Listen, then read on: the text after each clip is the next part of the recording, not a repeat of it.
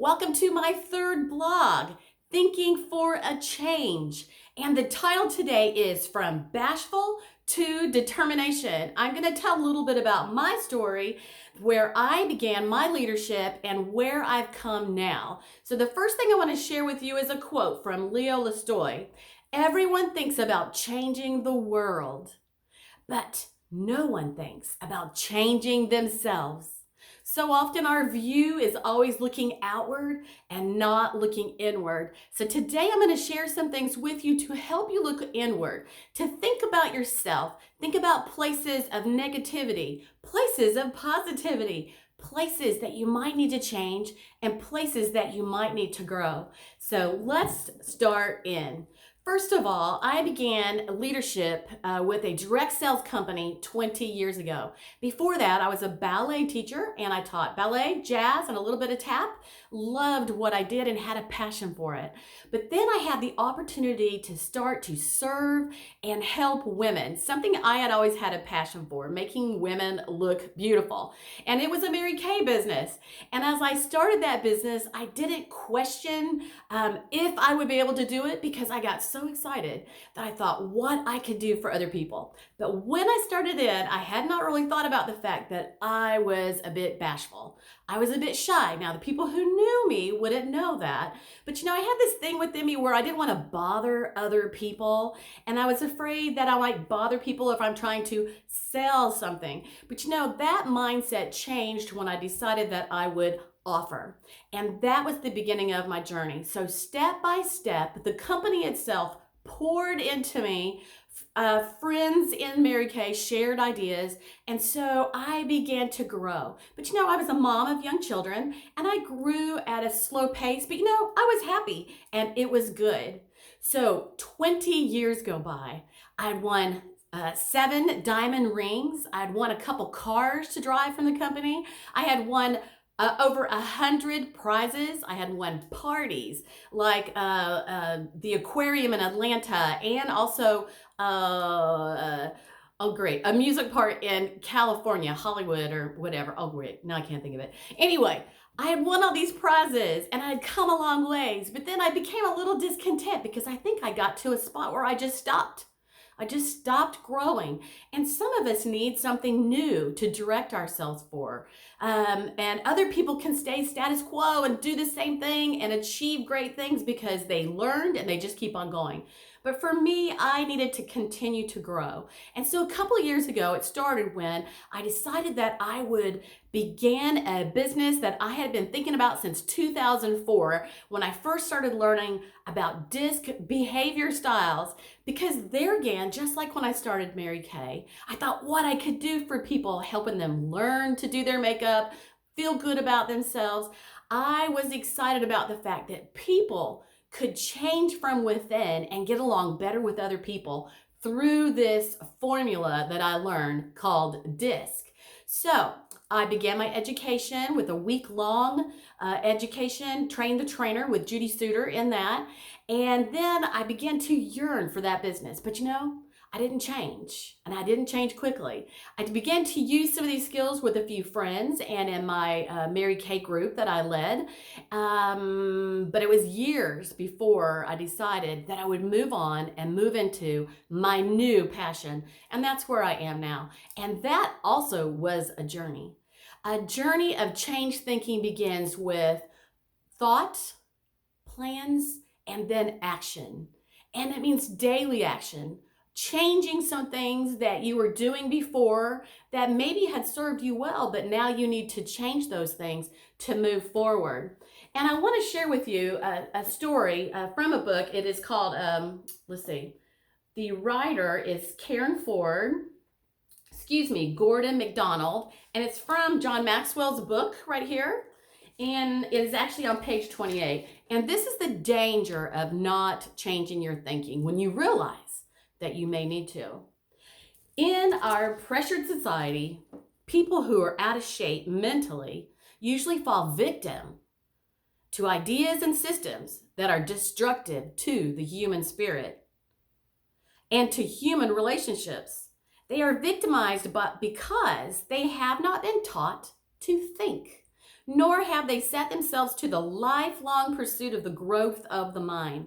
Not having the facility of a strong mind, they grow dependent upon the thoughts and opinions of others, rather than deal with ideas and issues that reduce themselves to lives full of rules, regulations, and programs. And I know if you talk to my husband, Jeff, he would tell you that I am always asking questions.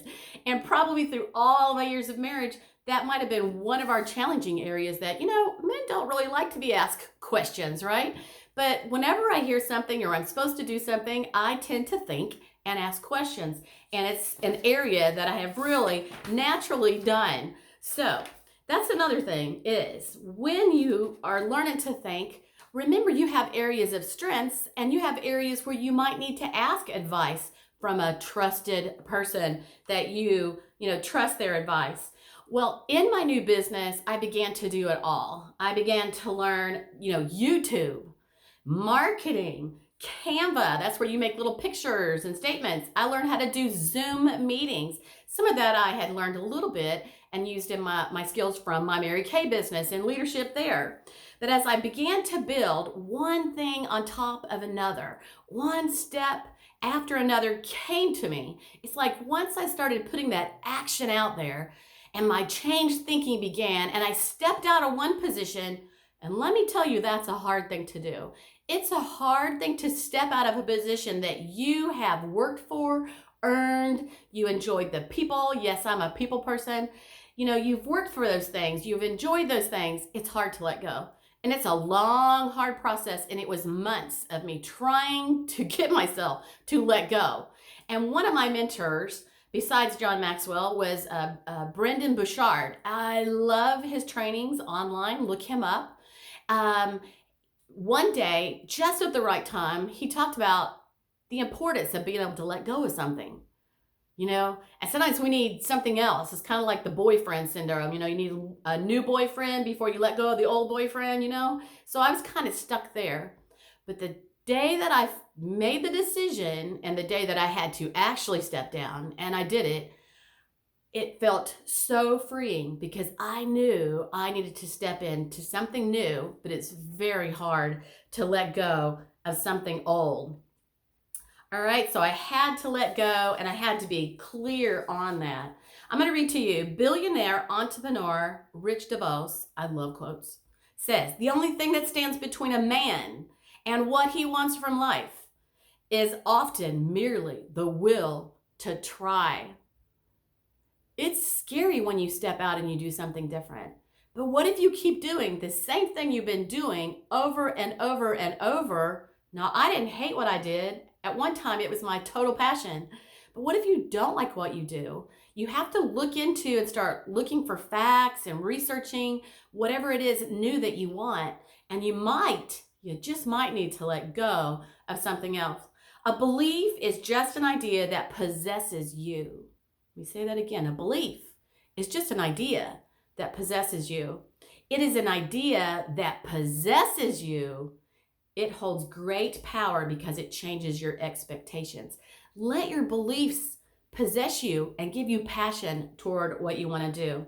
So in this, as I finish up today, when you start changing your thinking and you pour great things into it, whether it's classes online, classes in your community, reading a great book, hanging around great people who might be a mentor to you, people who are where you want to be. When you do these things, it gives you a positive attitude. These things move you forward with excitement, conviction, desire. And for me, as I went into these things, it started to build my confidence. And before that, I was somewhat confident, but not. And people might not even realize that, but I was not. Or maybe it's the age, one birthday after the other, and you're like, what the heck? I'm going to go ahead and be myself, reach for the things I want, be myself. All right, commitment. When you commit and you take action, it creates energy. When you commit and you take action, it creates energy. Start by changing your mind, then your emotions, and guess what? It's going to change your attitude. And to keep a great attitude, you have to pour into it continually. Every day you have to read something, think something, be something, share something that is positive. And when you hear things or people who come around you judging, or using negative comments, you have to say cancel, walk away, turn off your hearing. Don't allow yourself to absorb it. I want you to think about what kind of words you use when you talk to yourself. What kind of words do you use when you talk to yourself? When you finish looking at this, I want you to think about it the rest of the day. And then I want you to think about what kind of words you pour into others. For some of us, it's easy to be positive and optimistic, and literally some of us are actually wired different. So don't feel too terrible, because you may think more negatively because you're wired differently. But guess what? You don't have to stay that way, because you can change it. Focus on what you want and not what you don't want. You know, there's this invisible force that when we start to be excited about something and we show passion, it literally, things start coming towards us. And in the same way, when you have negativity, it's like an invisible force shield of no success. It just shuts everything down. Are you attracted to negative people? All right. So let's start with our children. I want to read an awesome poem, and this might make you think about your childhood, or it might make you think about how you talk to your kids. You can look it up. It's called Children Learn What They Live, and it's by Dorothy Law Nolte, PhD. It is so awesome. So let you listen, and then I'm going to be finished in just a minute. If children live with criticism, they learn to condemn. If children live with hostility, they learn to fight. If children live with fear, they learn to be apprehensive. And if children live with pity, they learn to feel sorry for themselves. If children live with ridicule, they learn to feel shy. If children live with jealousy, they learn to feel envy. And if children live with shame, they learn to feel guilt. But if children live with encouragement, they learn confidence. If they live with tolerance, they learn patience. If they live with praise, they learn appreciation. And if they live with acceptance, they learn to love. If the children live with approval, they learn to like themselves. And if children live with recognition, they learn it is good to have a goal. If children live with sharing, they learn generosity. If they live with honesty, they learn truthfulness. If they live with fairness, they learn justice. And if they live with kindness and consideration, they learn respect. Let me read that one again. If children live with kindness and consideration, even for kids, right? They learn respect. If children live with security, they learn to have faith in themselves and in those around them. If children live with friendliness, they learn the world is a nice place in which to live. Yeah, we live in a world today where kids do have to be cautious and smart and think for themselves. And you know, it starts now. I'm going to finish with another little saying that's called them bones, them wishbones. I want you to think about which one you are. The body of an organization is 4 kinds of bones. The wishbones, who spend all their time wishing someone else would do the work. The jawbones, who do all the talking, but little else. The knucklebones, who knock down everything that everybody else tries to do. And the backbones, who cheerfully get under the load and do the work. I know we all want to be the backbone, who get underneath the load and do the work. Check carefully. What kind of bones do you rattle? Thanks for listening. My name is Connie Durham with Connie's Clever Concepts, and this was my 3rd Thinking for a Change blog. I hope you'll join me next week.